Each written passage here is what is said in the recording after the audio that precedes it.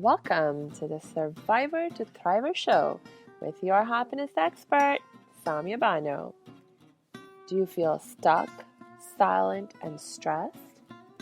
Is something hurting your heart and soul? Are you burning yourself out?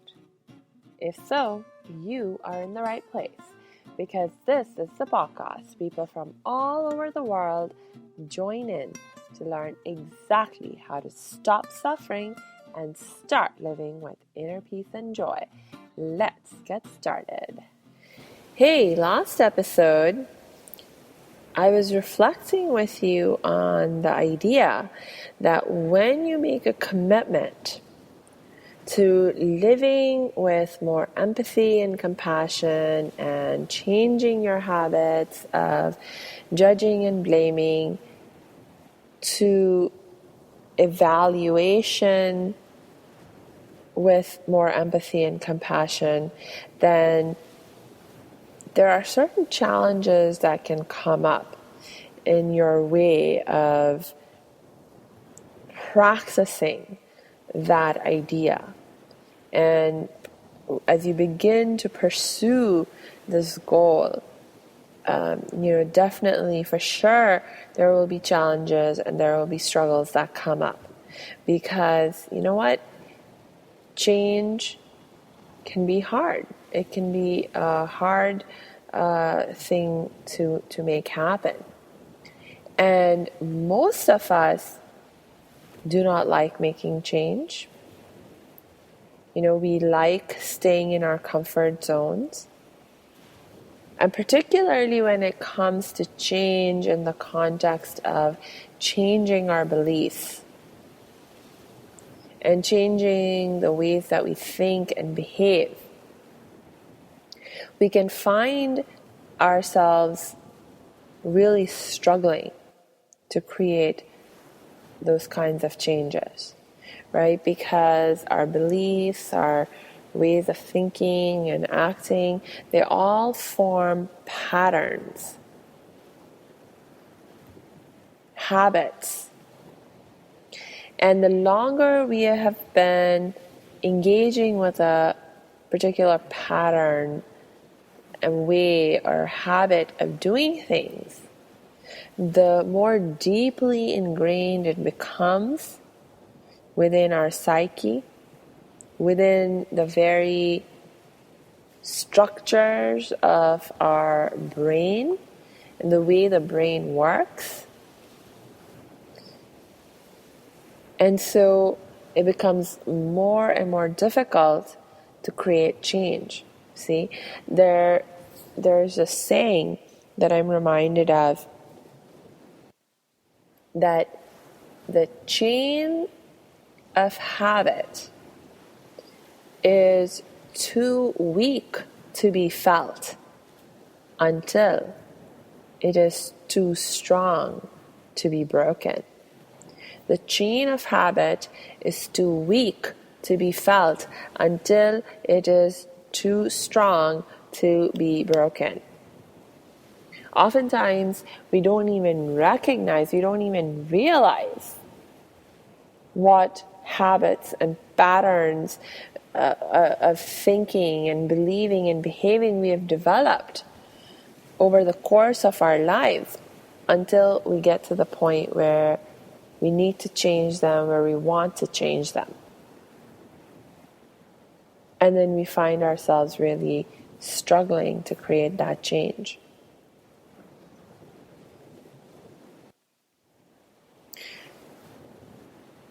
Change, in this, at a general level, like trying to change our habits and stuff, it's challenging enough in its way. But especially when we're talking about changing our beliefs,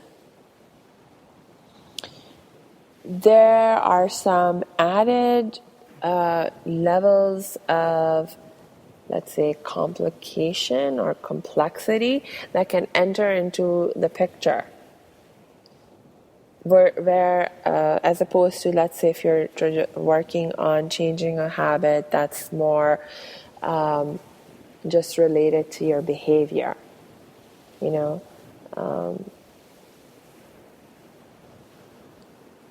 So I want to talk to you today a little bit about this concept of cognitive dissonance. I think it's a really important concept to understand because it sort of helps us to understand what's going on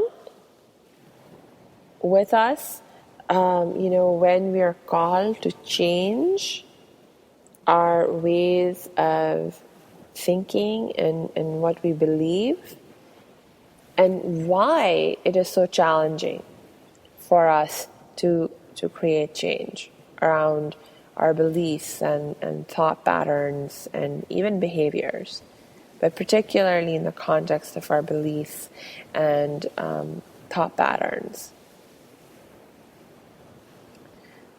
So cognitive dissonance is this idea that there are times when our understanding of reality and our understanding of our own sense of self, our identity, our beliefs, but sometimes these things are challenged by the facts of life and what happens, like the circumstances that we find ourselves in. And when we find ourselves facing this place of, I believed, for example, like let's use an example just to help make things more clear. Let's take a simple example. Like let's say you held a belief that the earth is round, right?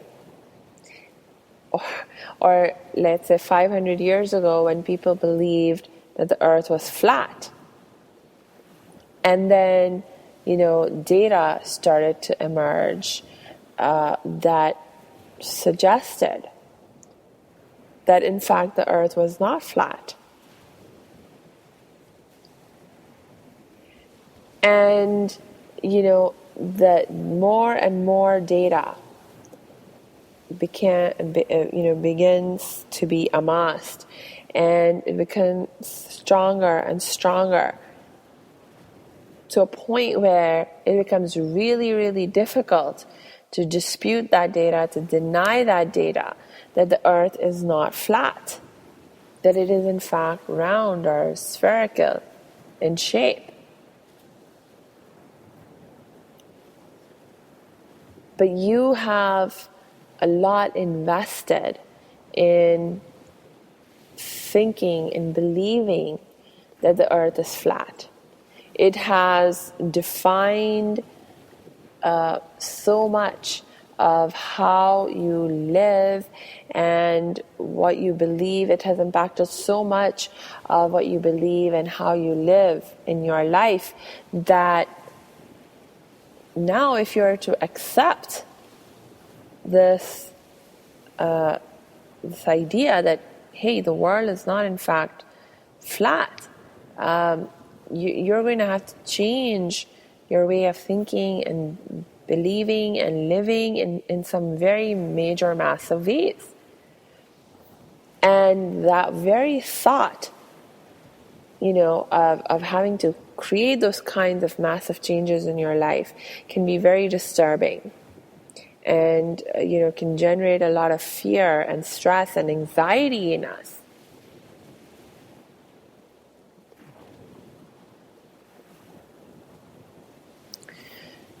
So that moment of, when you are feeling that sense of, being forced to look at this opposing data, this opposing worldview, that moment, the stress, the moment of dilemma, that's what cognitive dissonance is about. And it's about, okay, how do you respond in that moment? And when people give in to this phenomenon of cognitive dissonance, or they're acting with cognitive dissonance, what happens is that stress, the thought of that change is so scary, is so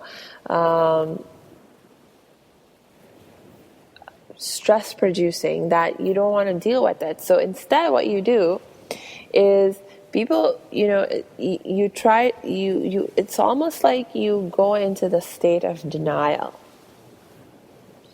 But you see, it's sort of like I was talking about last episode, that once you know something, once you have become aware of something, it's not, and you can't just become unaware of it. You can't just, unknow something that you now know. So what does somebody in this kind of a situation do? If they're too scared to change?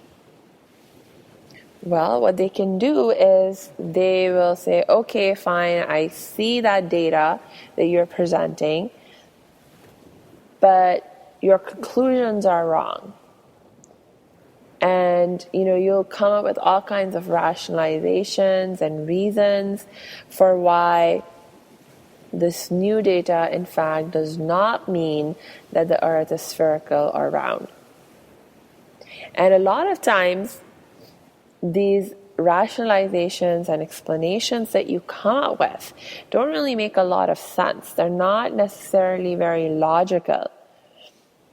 And if you were to actually scrutinize them with impartiality and, just evaluate them from a perspective of, just unattached logic and so forth, you would see that your perspective, the old perspective that you're really trying to hold on to, and the new justifications and reasoning that you're giving, that would allow you to hold on to your old perspective, they don't really make a lot of sense. But it's sort of like you blind yourself to that, and so you enter into this phase where you actually honestly believe, you convince yourself that you are right, that your rationalizations and explanations do in fact make sense. Because that's the only way you can continue to hold on to your old belief and way of doing things.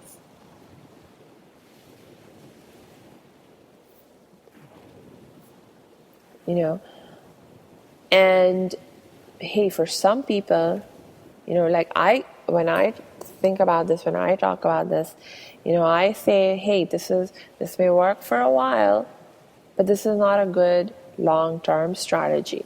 It's not a long-term sustainable. It's not sustainable in the long term. But the fact of the matter is that we can continue to live in our state of denial and non-acceptance for a long, long, long, long time, if not forever. For example, when in the aftermath of my surviving child sexual abuse, I remained in a state of silence around what had happened to me for 12 years. And for the vast majority of that 12 years, I was in a state of denial around what had happened. Denial not insofar as I had forgotten what had happened, but that I convinced myself, or did the best I could to convince myself that what happened didn't matter, that I was over it, that I was doing fine, that I was just, going to be able to move ahead as if nothing had happened. And I did the best I could to convince myself that I was moving ahead with my life without it really impacting me, that I was dealing with it just fine. So it's not that we cannot, maintain this kind of state of denial, but it comes at a huge cost. It comes at a huge cost, particularly if your goal is that you want inner peace, you want joy. So you're struggling for inner peace, you're struggling for joy, but at the same time you're trying to maintain the state of denial and avoidance of the truth. It's going to cause a lot of suffering for you, right? Because inner peace and joy is incompatible with living a life of denial and avoidance of truth. You see? And we're not talking about truth in like some absolute truth. I'm talking about truth as you know it, as you understand it. You see? It's like, if I don't believe something to be true, then not being in alignment with that idea is not going to disturb me, But if I know something to be true, if I believe something to be true and I'm not living in alignment with that idea, my conscience, oh my gosh, it's just not an acceptable state of being for our inner self, for our conscience, for our hearts, and even for our minds. We actually have a huge value for truth and remaining in alignment with our understanding of the truth. You see, even people who lie and cheat and do things like that, and they're like, yeah, of course I'm a con artist, or whatever they're doing, and they know that society thinks it's bad, society looks down upon it, but I can bet you that they have their own perspective. They don't buy into society's perspective that it's bad. They have their own perspective. And from their perspective, what they're doing makes sense. From their perspective, what they're doing is justified. And it is because from their perspective, what they're doing makes sense and it's justified, that they're able to continue to engage in those practices, in those activities, in those ways of behaving. Because the moment their perspective shifts and they begin to think, hey, what I'm doing is actually wrong, and it is bad, it's harmful, there are very few people who, with that understanding, would be able to continue to do what they're doing and feel good about it. And when you don't, and look, hey, there are all kinds of situations in which there are people who are doing things that they don't like, that they know are wrong, and they keep doing them.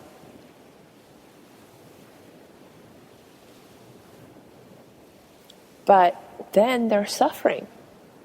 They're not living with inner peace. They're not living with joy.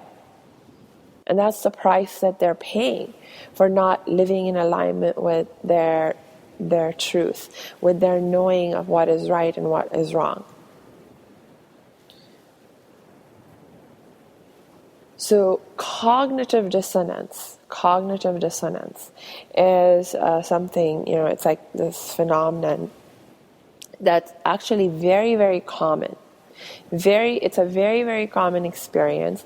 And one of the things that makes it so tricky to deal with and overcome is that when we are experiencing cognitive dissonance ourselves, we generally don't realize what's going on with us and what we are doing. Because again, we need to be able to convince ourselves that what we are doing is right, that it makes sense, that it's justified. Otherwise, we can't hold on to that attitude. We can't hold on to that way of believing.